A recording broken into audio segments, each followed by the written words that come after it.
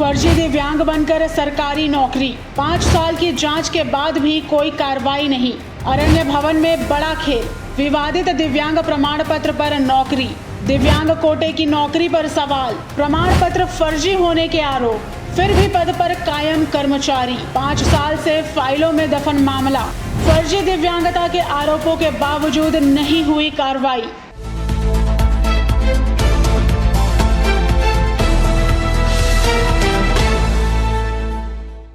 नमस्कार, स्वागत है आपका निशानेबाज न्यूज पर। आपके साथ मैं हूं मानसी तिवारी। छत्तीसगढ़ वन विभाग में फर्जी दिव्यांगता प्रमाण पत्र के आधार पर सरकारी नौकरी हासिल करने के गंभीर आरोपों ने एक बार फिर प्रशासनिक कार्यप्रणाली पर सवाल खड़े कर दिए हैं। मामला प्रधान मुख्य वन संरक्षक एवं वन बल प्रमुख कार्यालय अरण्य भवन से जुड़ा हुआ है, जहां सीमांत देवांगन सहायक ग्रेड 2 के पद पर पदस्थ। आरोप है कि उन्होंने कथित रूप से फर्जी दिव्यांगता प्रमाण पत्र का उपयोग कर सरकारी नौकरी प्राप्त की और वर्षों से सेवा में बने हुए हैं। जांच रिपोर्ट में दोषी पाए जाने के बावजूद अब तक कोई ठोस कार्रवाई नहीं की गई। जानकारी के अनुसार सीमांत देवांगन के खिलाफ दिव्यांगता प्रमाण पत्र में अनियमितता की शिकायत 13 फरवरी 2020 को की गई थी। शिकायत में आरोप लगाया गया था कि उन्होंने अस्थिबाधित यानी ऑर्थोपेडिक दिव्यांगता के नाम पर ऐसा प्रमाण पत्र प्रस्तुत किया जिसकी वैधता और प्रतिशत दोनों संदिग्ध है।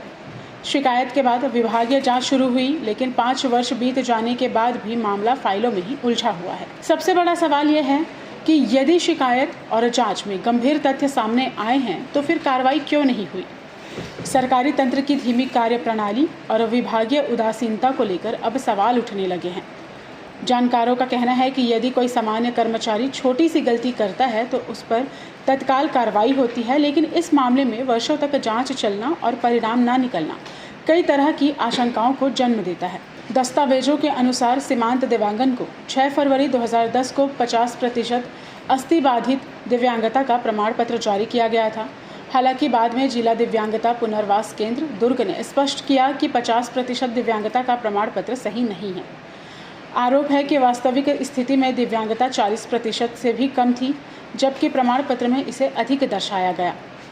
मामले का एक महत्वपूर्ण पहलू यह भी है कि जारी किया गया दिव्यांगता प्रमाण पत्र केवल 5 वर्षों के लिए वैध है।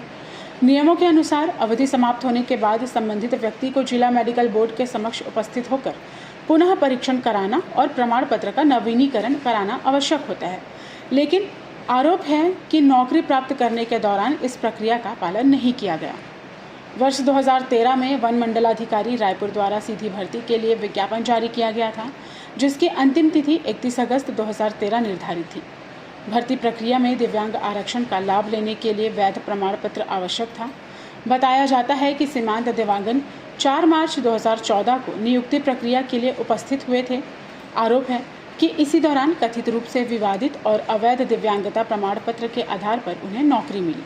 शिकायतकर्ताओं का दावा है कि सीमांत देवांगन वर्तमान में पूरी तरह स्वस्थ हैं और उनके पैरों में किसी प्रकार की ऐसी शारीरिक विकलांगता नहीं है जो उन्हें दिव्यांग आरक्षण श्रेणी का पात्र बनाती हो। यदि आरोप सही साबित होते हैं तो यह केवल दस्तावेजी गड़बड़ी का मामला नहीं, बल्कि उन वास्तविक दिव्यांग अभ्यर्थियों के अधिकारों के हनन का है जो पात्र होने के बावजूद नौकरी से वंचित रह गए होंगे। मामले में यह भी सामने आया कि सिविल सर्जन कार्यालय की ओर से स्पष्ट रूप से उल्लेख किया गया था कि प्रमाण पत्र की वैधता 5 वर्ष की है और इसके बाद पुनः मेडिकल परीक्षण आवश्यक होगा। वहीं एक अन्य पत्राचार में यह भी कहा गया कि सीमांत देवांगन 40% दिव्यांगता की अनिवार्य पात्रता श्रेणी में नहीं आते और उनके लिए इस श्रेणी का प्रमाण पत्र जारी किया जाना संभव नहीं है। सूत्रों के मुताबिक अपर सचिव स्तर से भी प्रधान मुख्य वन संरक्षण को पत्र लिखकर आवश्यक कार्रवाई से और सेवा से पृथक करने संबंधी अनुशंसा की गई थी। इसके बावजूद अब तक किसी प्रकार की विभागीय कार्रवाई सामने नहीं आई है। यही कारण है कि पूरे मामले में वन विभाग की भूमिका भी सवालों के घेरे में आ गई है। विशेषज्ञों का मानना है कि यदि जांच में प्रमाण पत्र फर्जी या भ्रामक पाया जाता है तो संबंधित व्यक्ति के खिलाफ भारतीय दंड संहिता की धोखाधड़ी संबंधी धाराओं के तहत मामला दर्ज किया जा सकता है। साथ ही सेवा नियमों के अनुसार नियुक्ति निरस्त करने, वेतन व अन्य वित्तीय लाभों की वसूली तथा विभागीय दंडात्मक कार्रवाई का भी प्रावधान है।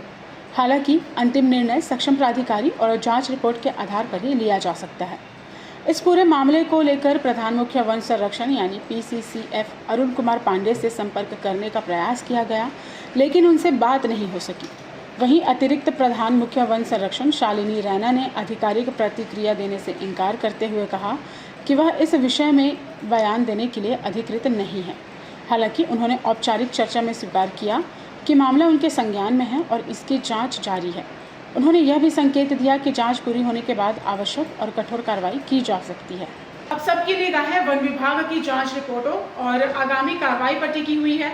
सवाल यह है कि 5 वर्षों से लंबित इस मामले में आखिर कब फैसला होगा और यदि आरोप सही पाए जाते हैं तो क्या विभाग दोषियों पर सख्त कार्रवाई कर वास्तविक दिव्यांग अभ्यर्थियों के साथ न्याय कर पाएगा।